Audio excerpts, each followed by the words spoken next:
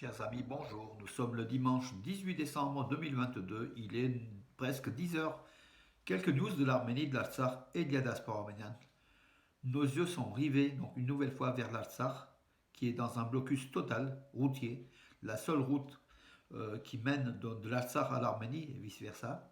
La route par le couloir de la Chine. Cette route est bloquée depuis le 12, donc depuis le 12 décembre. Cela fait déjà 6 jours. 6 jours demain, nous serons le septième jour. Ce sera une semaine demain. Elle est toujours bloquée. Par contre, donc on a appris hier que des convois russes des forces de paix, des convois humanitaires, passaient donc par cette route pour amener donc justement des éléments de survie à cette population arménienne de l'Artsakh. A priori, hier, c'était le quatrième convoi, donc le convoi des forces russes de paix, voilà, qui a traversé, qui a passé donc ce blocage qui est fait à hauteur de Chouchi par des dizaines d'Azéris qui se réclament de mouvements écologiques, mais en fait qui ne sont nullement écologiques, puisqu'en fait ce sont des nationalistes téléguidés par Aliyev. Hein, voilà.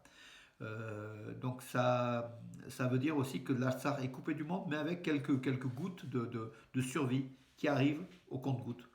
Hier, on attendait aussi une manifestation géante à Stepanakert. Elle n'a pas eu lieu. On ne connaît pas un peu les raisons, mais Rupen Vartanian, qui l'avait annoncé, était à Mardakert. Il était dans des meetings avec le peuple de l'Artsakh. Comment dirais-je, il élabore des projets futurs de la défense des Arméniens de l'Artsakh. Comment s'en sortir de cette situation. Et les Arméniens de l'Artsakh ont une force énorme, hein, ont une force interne énorme, et ils vont lutter jusqu'au bout pour sortir de cette crise imposée par le couple turco-azéri, par Aliyev et Erdogan, hein, et au détriment des accords du 9 novembre 2020 qui stipulaient que cette route devait être ouverte tout le temps, et surveillée par les forces russes, sécurisée par les forces russes de paix. L'Azerbaïdjan a trahi ses obligations. Donc, par contre, lors de la guerre de... Alors, c'était en mai, 1900, en mai 2021, pardon, quand la partie, donc, les Azéris avaient attaqué la frontière est de l'Arménie en occupant Sevlitch, le lac Noir, autour du lac Noir, donc, et puis quelques régions dans le Geralgonik, dans le Sunik.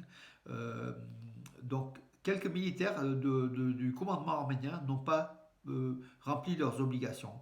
Il en est ainsi de l'ancien chef des renseignements des forces armées arméniennes qui a été arrêté. Il était il est coupable d'inaction lors de l'invasion azérie sur l'Arménie en mai 2021.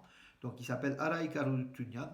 C'est l'homonyme, ce n'est pas le président d'Al-Sar. Araïk Haroutunian, l'ancien chef des renseignements des forces armées arméniennes, a été arrêté. Donc voilà, l'information a été confirmée par le bureau du procureur général de la République d'Arménie. On lui reproche quoi? On lui reproche l'inaction. L'inaction pendant que les Azéris se préparaient à attaquer. Lui, donc, il n'a pas donné les ordres qu'il fallait pour protéger le territoire de la République d'Arménie, parce que l'Arménie avait les moyens quand même de défense, mais voilà, il fallait aussi, au commandement, il fallait aussi des ordres et qui ne sont pas arrivés. Voilà, donc c'est une faute professionnelle, hein, de la part d'un militaire, et il y en a eu plusieurs, hein, malheureusement. Alors, oui, Nicole Pachinian a tenu la réunion du contrat civil, en fait, hein, c'est le parti politique majoritaire au Parlement, dont lui il est le président, en fait, le responsable. Nicole Pachinian, le Premier ministre arménien, a tenu à Djelmouk. Donc Djelmouk, donc cette réunion importante. Pourquoi Djelmouk? Parce que Djelmouk a été la cible d'attaque du 13 septembre, hein, c'était le cœur de l'attaque du 13 septembre 2022 par l'Azerbaïdjan. Donc il a tenu par le fait de réunir ses troupes ici donc à Djelmouk. Nicole Pachinian a donné quand même une forme de réponse de la résilience arménienne. Nous sommes là, nous sommes debout, nous défendrons jusqu'au bout nos territoires, le territoire souverain de la République d'Arménie, dont Djelmouk fait partie pleinement. Et l'ennemi aujourd'hui est à peu près à 4 à 5 kilomètres. Il a avancé de quelques kilomètres. Le 13 et 14 septembre. Il est à 4-5 kilomètres de Djelmouk. Voilà donc la situation à Tchermouk. Entre-temps, les enfants de l'Artsakh qui sont bloqués, ils seraient autour de 300, qui sont bloqués en Arménie parce que la route est fermée, la route vers l'Artsakh est fermée. Certains étaient venus assister à l'Eurovision Junior à Yerevan qui s'est déroulé dimanche dernier. Donc ces enfants ont tenu à Yerevan, dans le parc, dans le centre d'Yerevan, dans un parc, ils ont fait, comment dire, une prestation musicale, des chants patriotiques avec Alsar, Patrie, Nero, Ma maison, l'Alsar, beaucoup de choses. Hein, voilà, donc cette résistance, hein, de ces jeunes privés de leurs parents parce qu'ils sont bloqués en Arménie et c'est quelque chose d'important. Et je remercie ma confrère, une connaissance, Hripsime Hovhannisyan, qui a longtemps été journaliste à TED.am, qui aujourd'hui donc diffuse quelques infos et elle nous a donc à Nouvelle d'Arménie ou sur mes réseaux sociaux, elle nous a filé donc 2 vidéos de ces rencontres à Yerevan avec les enfants de l'Artsakh et des centaines de personnes qui ont encouragé, voilà, donc il faut encourager toutes les résistances, voilà.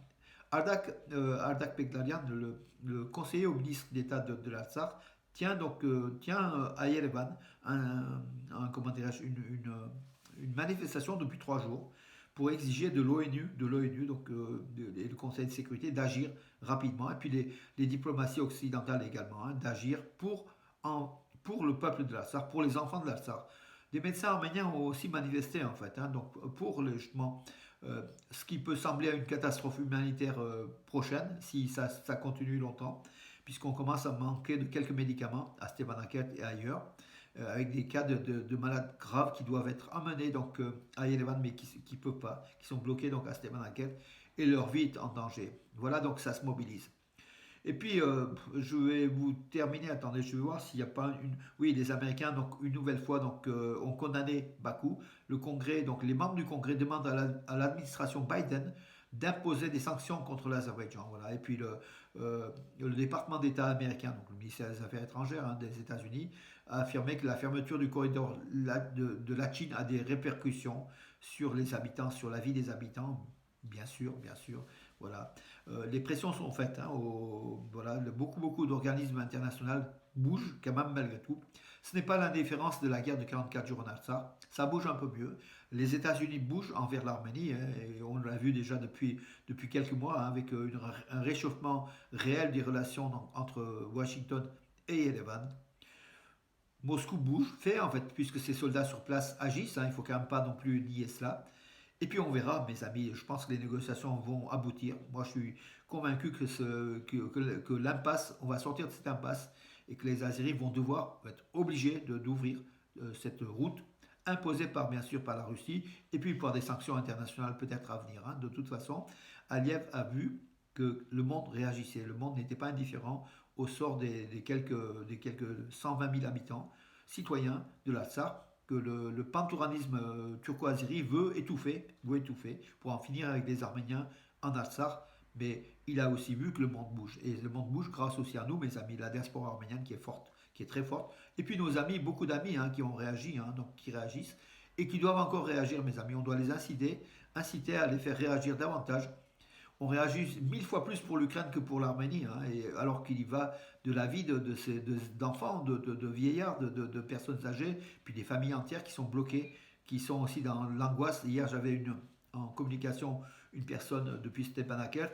Elle me racontait l'angoisse de cette population qui sait même plus, enfin, à qui faire confiance à l'Arménie, faire confiance aux dirigeants, faire confiance à qui. Donc voilà, donc le doute s'installe et c'est ce que voulaient les Azéris, hein, que le doute puisse s'installer auprès de la population arménienne de l'Artsakh. Mais nous savons que le peuple de l'Artsakh est un peuple héros qui a lutté lors de la Seconde Guerre mondiale.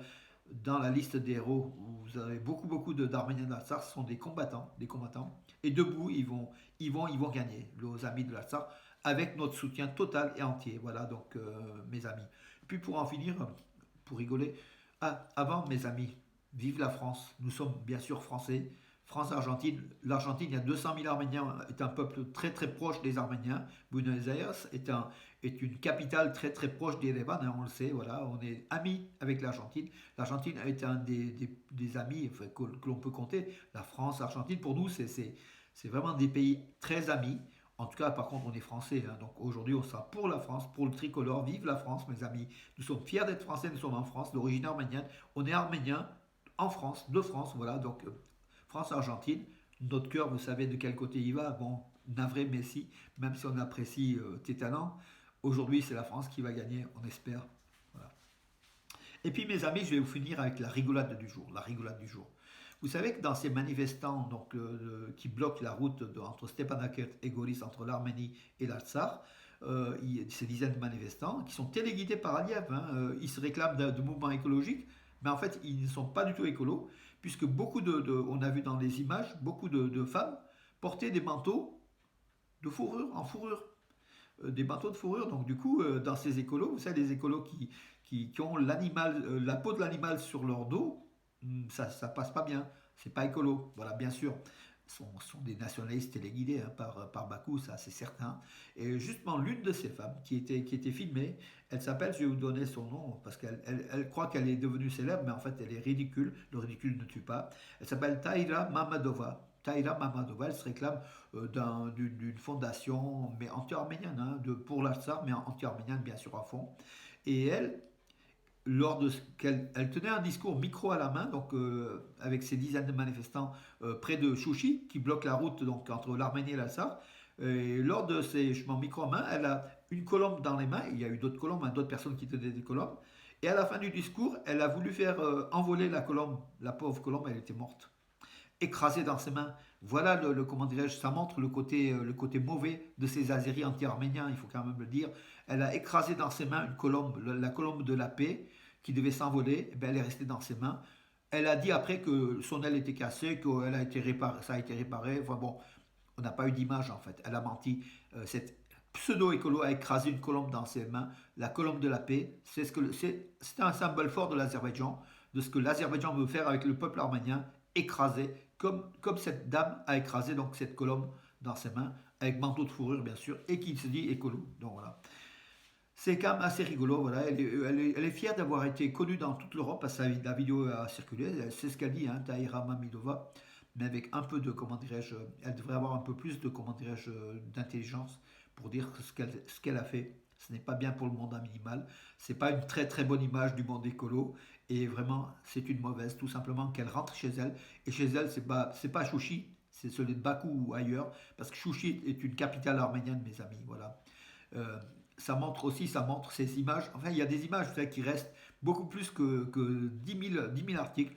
Cette image de cette femme tenant dans les mains une colombe qui a péri dans ses mains, qui a rendu l'âme, euh, même si les animaux n'ont pas d'âme, on me dira, mais qui est la colombe qui est morte, tout simplement. C'est une image qui restera comment dirais-je, c'est l'image de l'Azérie, l'image de l'Azerbaïdjan contre le peuple civil, le peuple de l'Artsar, le peuple arménien en général. Voilà, madame, vous avez desservi votre pays, Tahira Mamidova, enfin voilà, elle croit qu'elle est célèbre, mais elle est ridicule, et ces images resteront. Regardez donc sur mes réseaux sociaux, donc sur Facebook et autres, j'ai mis donc même la vidéo, ça a été mise par Twitter, ça a été mise par le collectif Van. On l'a repris sur Nouvelle d'Arménie, Armenius, grâce à mon ami Aratoranian, le rédacteur en chef. En tout cas, j'ai fait l'article, il est en ligne. Et il est le plus lu, bien sûr, parce que c'est un peu cocasse. Hein, c'est un épiphénomène de ce que les Arméniens traversent, mais c'est vrai que cette dame-là, avec une colombe morte qu'elle a tuée dans ses mains, et qui, lors de l'envol, est tombée par terre, la pauvre. Voilà, mes amis, bon, on se satisfait de peu peut-être, mais en tout cas, ce sont des images qui restent, mes amis. Bonne journée et à demain. Et nous sommes derrière le peuple de l'Artsar, bien sûr, tous, tous, tous, à chaque instant. Pensons au peuple arménien de l'Artsar qui souffre, qui est dans l'angoisse, qui est bloqué de la mer Arménie. Elle est coupée de la mer Arménie, mais je pense que donc demain, ce sera une semaine et on verra, les choses vont évoluer. De toute façon, ça ne peut pas rester comme ça. Bonne journée, à demain.